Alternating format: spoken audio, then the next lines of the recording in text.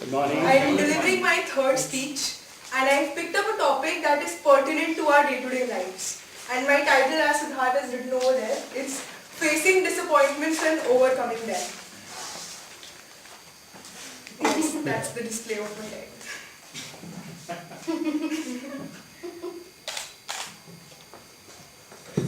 So life is unpredictable as well as an adventure. There will be periods of ups and periods of downs. And there will be instances of success as well as disappointments.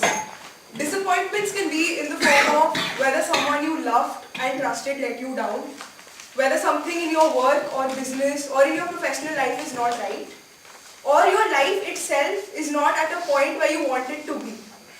So no matter what it is, life always seems to have a way of kicking us when we are already down. So, let's just face it. Disappointments are a part of life. They are inevitable and they have to be dealt with. We can never expect to reach a phase where you will not be disappointed by anything, or you will have a shield or a protective covering against every small thing that may have the potential to disappoint you. But living a positive life and picking yourself afterwards from a disappointment is very essential. Now, many times things will not go as you want them to go. It will not go as planned.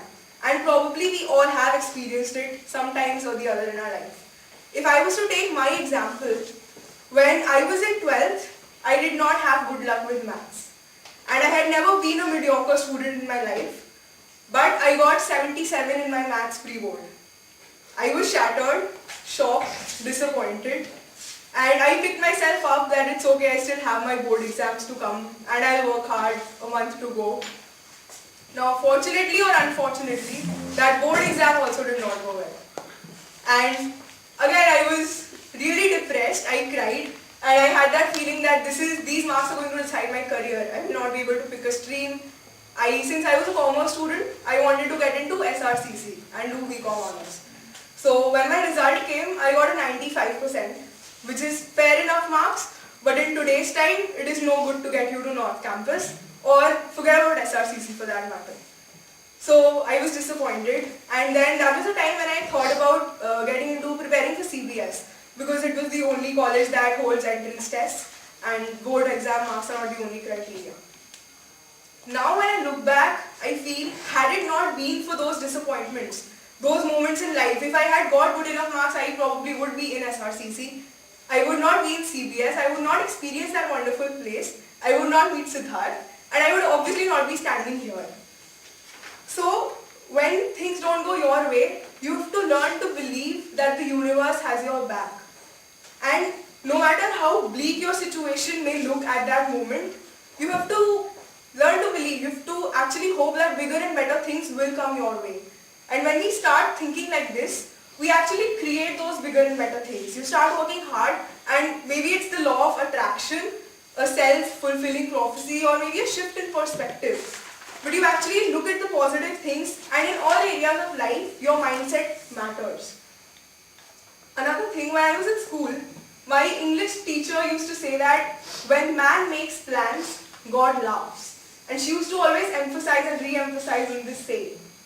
So what we do is that when we try to control our life so much, we're so much into it that we forget the saying. And in the process, we're very attached to the outcome. You do not enjoy the process that will lead to that outcome. You're so attached to the outcome that you forget about everything that's taking place in between, and as a result, if the outcome or the result that you get is a mismatch to your expectations, you end up being disappointed. So I'm not saying that don't set your goals or don't have anything that drives you, but don't give it the potential to disappoint you, to rob you of your happiness. And let go of this attachment to the outcome.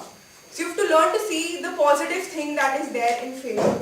Now if I take the example of a job interview, my friends at 4, you guys have got placed, you faced a job interview, we'll be getting placed next year. So if your interview does not go as you want it to go, you did not do that well, it happens most of the time, and you have two ways of looking at it. Either you think that you failed, or you think that you have succeeded in learning something that will help you in the next interview, and maybe that is going to get you a bigger job, a better job than you could have got earlier. And also the Dalai Lama has said that sometimes not getting what you want is a wonderful stroke of luck. Sometimes the things that you want the most are actually the ones that you're better off without, because something better is coming for you. And the greatest achievement in life is to be empowered and not paralyzed when things are not going your way. So it's important not to be bitter over life's disappointments. And when you find yourself lost in the darkness of despair, remember that it's only in the black of night that you see the stars. And those stars lead you back home. So don't be afraid to make mistakes, to stumble and fall, because most of the time, the greatest rewards come from doing things that scare us the most.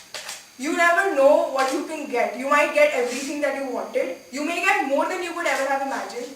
And you don't know where life will take you. In the face of disappointments, it's very easy to be beaten down, to think that nothing is going well, things are not working your way, you may lose hope. But you have to be positive, and don't forget that every day there are many people who encounter such things. You're not alone in this, and they overcome it. They move on with their lives. So whatever I talked about, is it easy? Is it easy to do all of this? Yes.